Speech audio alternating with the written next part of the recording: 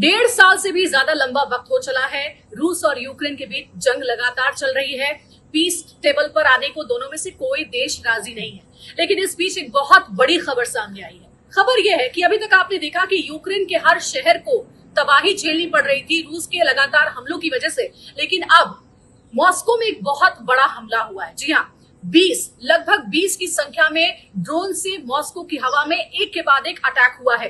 हालांकि रूस के रक्षा मंत्रालय की ओर से कहा गया कि जितने भी ड्रोन आए थे मॉस्को में तबाही मचाने के लिए, अटैक करने के लिए, उनमें से ज्यादातर ड्रोन्स को हवा में ही मार गिराया गया। लेकिन आप समझिए कि कितना बड़ा चैलेंज है पुतिन के लिए कि रूस की राजधानी मॉस्को में घुस करके इस तरीके से हमले किए जा रहे हैं। हालांकि हमला किसने किया ये अभी तक कंफर्म नहीं है, लेकिन आप समझ सकते हैं कि जब रूस और यूक्रेन के बीच जंगी हालात है तो इस हमले के पीछे कौन हो सकता है, इसका अंदाजा लगा पाना मुश्किल नहीं है। या तो यूक्रेन या फिर यूक्रेन के साथ मिल रहे पश्चिमी देशों ने हो ना हो ये हमला किया हो। हालांकि अभी कंफर्म न्यूज आएगी तो वो खबर भी आपके साथ जरूर शेयर करेंगे, लेकिन आप ये सोचिए कि सबसे पहले कहां अटैक होता है।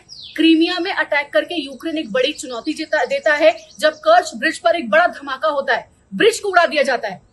उसके बाद दूसरी दफा क्या हुआ, क्रेमलिन पर बहुत बड़ा हमला हुआ, जिसके बाद लगा कि पुतिन का गुस्सा बहुत ज्यादा भड़केगा। हुआ भी कुछ ऐसा ही, राजधानी कीव में हमले बहुत तेज कर दिए गए। और अब तीसरी बार मॉस्को में इतना बड़ा हमला हुआ है, हालात इतना ही, राजधानी कीव में हमले बहुत तेज कर दिए गए। और अब तीसरी बार मॉस्को में इतना बड़ा हमला हुआ है, हालात इतने ज्यादा खराब हो गए हैं कि जो मॉस्को के लोग हैं उन्हें कहा जा रहा है कि आप शेल्टर होम में जाइए ताकि आप अपनी जान बचा सके। मजबूर है लोग शेल्टर होम में जाने के लिए। 2 इमारतों को भी नुकसान पहुंचा है। गनीमत इस बात की है कि कोई हताहत नहीं हुआ है, लेकिन ये हमला बहुत बड़ी चुनौती लेकर के पुतिन के लिए आया है। रूस के रक्षा मंत्रालय ने कहा भी है कि इस हमले का करारा जवाब दिया जाएगा। सबसे पहले हम जांच करेंगे। आपको याद होगा अभी हाल ही में कीव डे के मौके पर 75 ड्रोन से अटैक रूस की ओर से किए गए थे।